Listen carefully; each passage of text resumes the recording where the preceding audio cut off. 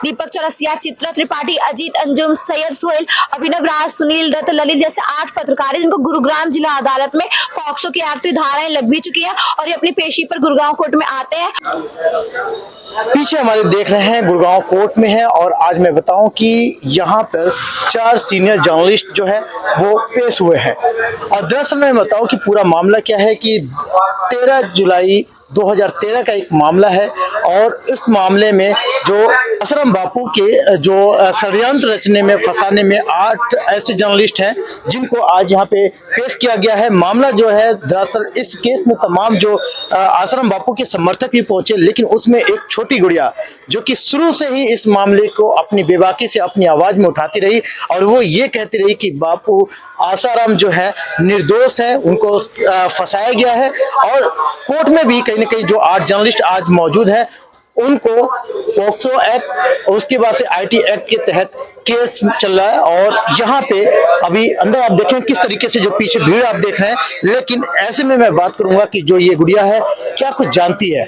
उम्र आपके सामने जो भी आप आकलन करें, लेकिन इतना तजुर्बा कैसे है कि जो बापू आसाराम बापू के बारे में इस तरीके से बेबाकी से अपनी बात हर लोगों तक, हर मीडिया तक अपनी आवाज पहुंचाती गई। क्या नाम है आपका? मेरा नाम साध्वी और मैं गुड़गांव से हूँ। साध्वी, तो आज जैसे कि यहाँ देख रहे हैं कोर्ट में 8 जर्नलिस्ट आए हुए हैं जिनको यहाँ पे बुलाया गया है। क्या है मामला, जानती हो आप? मामला तो ये है कि इन्होंने आशाराम जी बापू को एडिट करके तोड़ मरोड़ के उस वीडियो को दिखाया है टीवी पर और मीडिया ट्रायल किया है। एक जो हमारे जो बापू जी हैं वो पालम बिहार गई थी किसी के घर में आशीर्वाद देने के लिए और उनकी मुद्रा को इन पत्रकारों ने काट काट कर मीडिया ट्रायल किया जिसमें अश्लील वीडियो बनाई गई है उस लड़की की। उसमें ऐसा दिख रहा है कि बापू जी उसके साथ कुछ गलत कर रहे हैं, जबकि हमारे बापू जी निर्दोष है। वहां पे बहुत सारे लोग भी थे, लेकिन उन्होंने पूरे विश्व भर में ये चर्चा कर दिया कि हमारे बापूजी निर्दोष है। आज उसी के तहत हमारे बापूजी को 10 साल से जोधपुर जेल में रखा गया है और उन्हें एक दिन की भी पैरोल नहीं मिली है। और भी जो दूसरे धर्म गुरु होते हैं उन्हें जल्दी जल्दी पैरोल मिलती है, जैसे बाबा राम रहीम, उन्हें कितने बार पैरोल मिल भी चुकी है। पर हमारे बापूजी ने इतने सारे सनातन के कार्य किए, उन्हें आज तक 10 साल से एक भी दिन की पैरोल नहीं दी गई है। ऐसा क्यों है? अगर हमारे बापूजी कोई सनातन का काम करते, क्या ये कोई गलत है? उन्होंने क्रिसमस डे का विरोध करके तुलसी पूजन प्रारंभ किया, क्या ये गलत है? और वैलेंटाइंस डे का विरोध करके मातृ पितृ पूजन दिवस चालू किया, क्या ये गलत है? ये कुछ भी गलत नहीं है। वो अपने सनातन धर्म की रक्षा के लिए आज तक बहुत कुछ करते आए थे, बहुत कुछ कर रहे हैं और आगे भी बहुत कुछ करते ही रहेंगे। फिलहाल कौन वो 8 जर्नलिस्ट हैं, आपको पता है?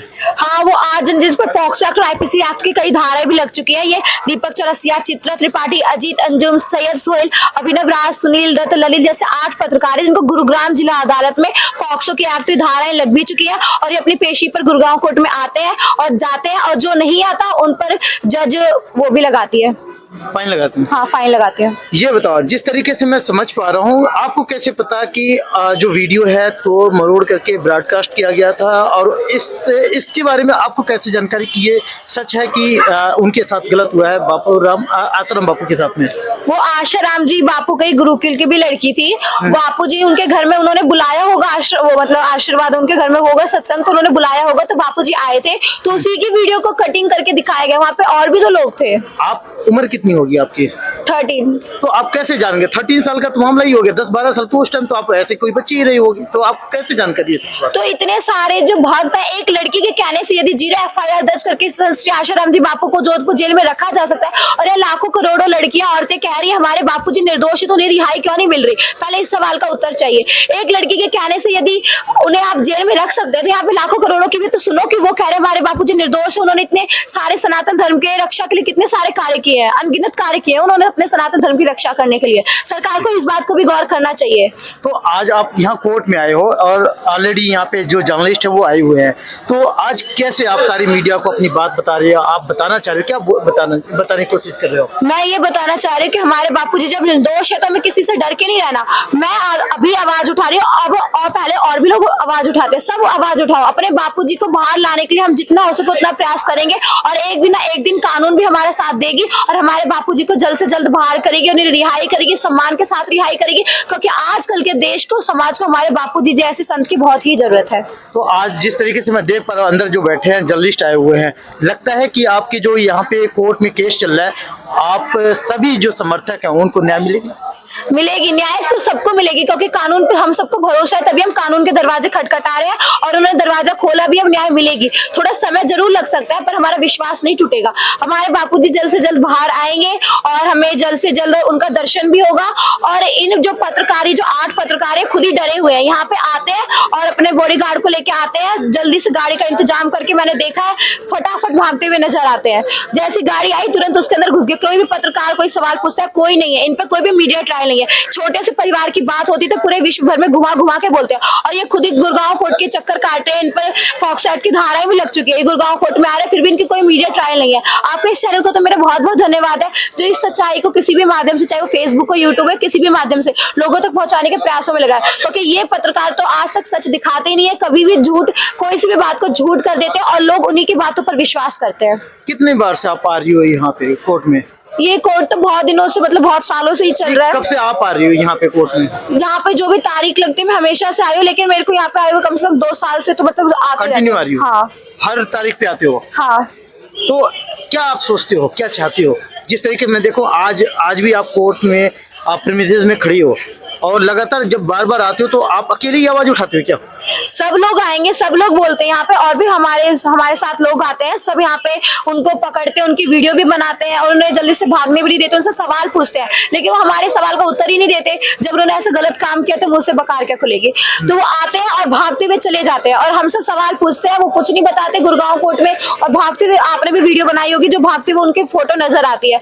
और मैं क्या ही बोलूं। पत्रकार से क्या सवाल आप पूछते हो? क्या आपका अगर मन हो सवाल कुछ करना हो तो क्या सवाल करोगे उनसे? मैं ये पूछूंगी, हिंदुस्तान में हिंदू संतों के ऊपर ही अत्याचार क्यों किया जा रहा है? दूसरे धर्म के जो गुरु है उनके साथ भेदभाव क्यों किया जा रहा है? पत्रकारों से क्या पूछोगे सवाल? जो वो पत्रकार है, अगर मौका आपको मिला उनसे सवाल करने के लिए, तो क्या सवाल पूछोगे उनसे? मैं ये वाला सवाल पूछूंगी कि एक सनातन धर्म को जिन्होंने बचाने का प्रयास किया है, तो उन्हीं को सजा क्यों मिली रही है? क्या उन्होंने कुछ गलत काम किया है? ऐसा अपने सनातन धर्म के जो लोग अपने सनातन धर्म में ही रहने का, उन्हीं में भाईचारा बनाने का प्रयास किया है, तो क्या ये कोई गलत काम है? आप ही बताइए, कोई गलत काम है क्या अपने सनातन धर्म के लोगों को अपने सनातन धर्म में रखना? जो पाश्चात्य संस्कृति की तरफ बढ़ रहे थे, मुझे बापूजी ने वहां उन्हें रोका कि ये तुम्हारे लिए गलत है। उन्होंने खुद मातृपितृ पूजन दिवस लागू किया। मुझे लगता है उस समय की सरकार को ये सब बर्दाश्त नहीं हुआ, इसीलिए एक लड़की के 0 FIR दर्ज करने से उन्हें जेल की सजा काटनी पड़ रही है। 10 साल से 1 दिन के पैरोल नहीं है, किसी भी चीज का न्याय नहीं है। किसी भी वृद्ध को इतने साल तक जेल में रखना कोई न्याय नहीं है, कोई कानून नहीं है, किसी संविधान में ऐसा नहीं लिखा कि कोई भी वृद्ध बहुत दिनों तक जेल में रहे। बहुत साल हो गए, 10 साल हो गए। क्या कहना चाहोगी लोगों से? लोगों से मैं कहूंगी कि लोग जागरूक हो, अपने सनातन धर्म पर विश्वास रखें, और पूज्य बापूजी निर्दोष है, आज ना कल उनकी रिहाई अवश्य होगी और सम्मान के साथ सरकार उन्हें भेजेगी, न्यायपालिका उनको बाहर लाएगी, मतलब जेल से निकालेगी, और फिर हमारे बापूजी यहाँ आएंगे, फिर से सत्संग होगा और फिर से बापू का डंका हर जगह बजेगा। देश दुनिया की हर लेटेस्ट खबर देखने के लिए सब्सक्राइब करें हमारे चैनल PNN को, और साथ ही बेल आइकन दबाना ना भूलें।